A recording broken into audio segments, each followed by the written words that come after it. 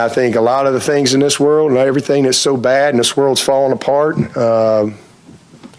some of these people need to move to another country. Clemson head coach Dabo Swinney has given mind-numbing quotes previously. I was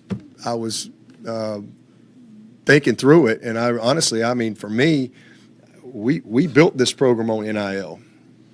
We really did, and it's probably different than what you're thinking, though. We built this program in God's name, image, and likeness. Dabo, that would be GINL, bud. And who could forget when he said, as far as paying players and professionalizing college athletics, that's where you lose me. I would rather do something else. There's enough entitlement in this world as is. I think we have a sin problem in the world. That's what I think.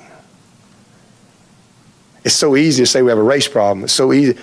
No, we got a sin problem. A man who shows indifference to the struggle of non-white citizens. I used to ride on the back of my dad's truck, 2-seater truck, lawn chair on the back, 80 miles an hour down the interstate, everywhere we went, sitting in a lawn chair, I think one of the greatest leaders this world has ever seen was Martin Luther King. And, like Amy Schumer, invokes Martin Luther King for a cause he would never support. When it comes to the fan base, something changed after 2018.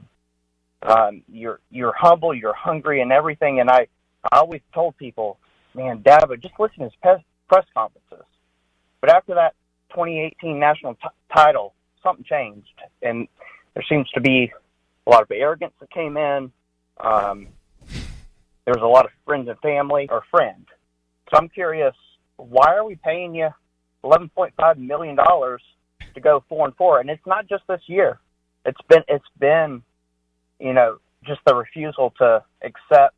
All right. What's this guy's name? Tyler. Hey, Tyler. I've listened to enough of you, Tyler. Listen, you can have all your opinions that you want. All right. I don't know how old you are. Don't really care. All right. But let me tell you something. We won 11 games last year, and you're part of the problem. Nothing says I got this than blaming a fan for critiquing mediocrity. From here, it only gets worse. It's people like you that all you do is the appreciation.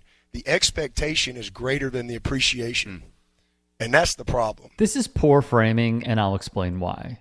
There is no doubt Dabo Swinney has built his teams to compete for national titles. They won in 2017 and 2019 over Nick Saban and Alabama. They got blown out in the national championship game in 2020 and the semi against Ohio State in 2021. They are yet to return. His framing here of "you will do no better than me" may be true, but to chastise a supporter for bringing up legit shortcomings is wrong. When a team loses, hate to say it, Dabo, that's the nature of this entire sports industrial complex.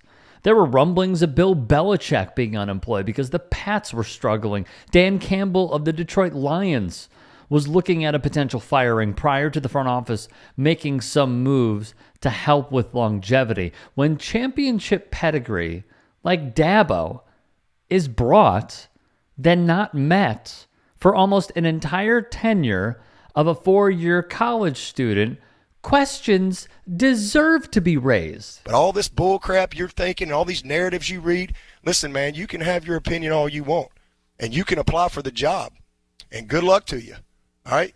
But to answer your question, all right, we're second in draft picks. For Dabo, he can't handle it, and now I'm going to show you why. Now, even when you win, people like you complain and criticize the coaches and question everything.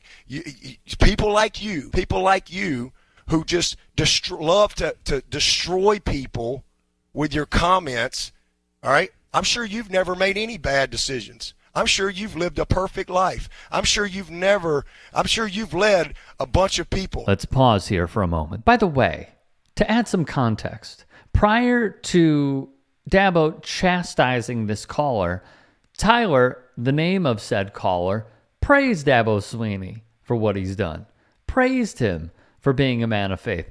And yet, because it has been somewhat of a tumultuous season for Dabo, this is how he responds to a bit of adversity. And I'm where I am because I've worked my ass off every single day. And I ain't going to let some smart-ass kid get on this phone and create this stuff. So if you got a problem with that, I don't care. We need to pause one more time. By the way, he didn't ask about Dabo not paying his dues. We all know Dabo paid his dues, though it certainly does help when you're a product of a prestigious program like the Alabama Crimson Tide. We've won 2 national championships. Clemson went 35 years. All right, probably since before you were born, your whole freaking life. And we've won 2 in 7 years. Quick break in the action here. Fans are rightfully upset as Swinney has seemingly refused to adapt to modern college football. He's used the transfer portal only twice to bring in backup quarterbacks Hunter Johnson and Paul Tyson, the former having played at Clemson prior to transferring to Northwestern, as well as his refusal to make NIL the forefront of Clemson's recruiting approach, while other programs have taken advantage of the new measures. I'm 53 years old, and there ain't one thing in my life. I have been a part of failure many times, but there ain't one thing in my life that I've ever failed at, Tyler. Okay, not going to lie, the Tyler, that was kind of funny. And 15 years later, I'm still here, and I'd say the results are what they are, and I stand on them. So you don't ever have to call back. I wanted to get married. I've been married for going on 30 years. I wanted to be a father. I've raised 3 great sons. If you don't like how I run the program, don't be a fan. I don't care. But he does. I mean, let's keep it real. He does. But I'm the head coach, and I'm going to do what I believe is right for the long term of this program, what's best for the players, and what I think's best for the moment. If you got a problem with that, that's fine. But I'm not going to sit here and let you call. I don't give a crap how much money I make. You ain't going to talk to me like I'm 12 years old. You'd be freaking kidding me. Amen. Clearly, the criticism has reached a boiling point for Swinney, who wasn't going to let some kid named Tyler from Spartanburg lecture him on his team's shortcomings. He's already heard plenty of it this season, and if Monday is any indication, that fuse happens to be just a little short.